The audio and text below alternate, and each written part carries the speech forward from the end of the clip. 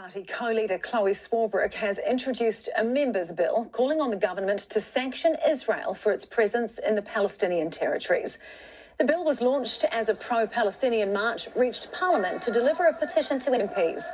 Pro-Israeli protesters gathered to challenge the group, with police setting up a barricade between them. Swarbrick says her bill calls for the sanction framework introduced for Russia to be duplicated for Israel. I think that the question really needs to be asked to our parliamentarians: why were we so quick and so willing to immediately act when it came to that invasion unlawfully of Ukraine, but not since Palestine? A large group of Destiny Church members attended the pro-Israeli march, including leader Brian Tamaki.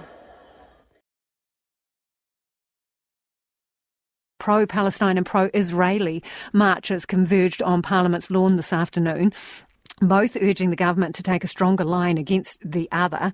The All Out for Gaza march was set to arrive at Parliament and deliver a petition calling on tougher sanctions against Israel. Instead, they were met by a pro-Israel rally, which included members of Destiny Church. Our political reporter Giles Dexter was there.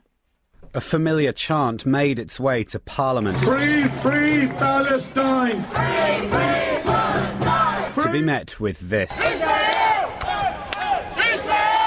And on Parliament's lawn, pro-Palestine and pro-Israel groups converged. We are here tonight. This country is a free nation.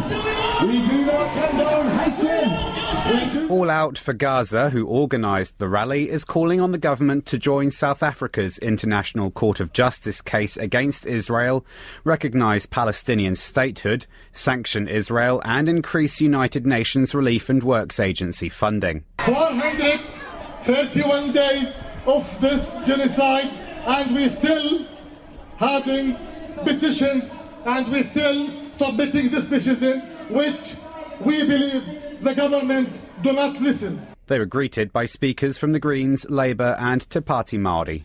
I'm really sorry that you have to keep coming here time after time. Right now, whānau, what we're sharing is courage.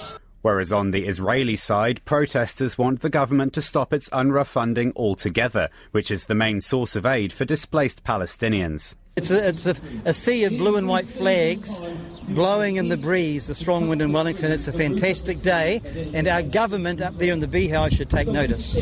The pro-Israel side had a large Destiny Church contingent. Leader Brian Tamaki criticised the Prime Minister for saying Israeli Prime Minister Benjamin Netanyahu would be arrested if he ever came to New Zealand. All Out for Gaza delivered its petition to Green co-leader Chloe Swarbrick.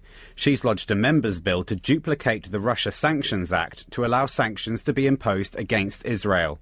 TV3 Māori will support the bill and Labour will take it to its caucus.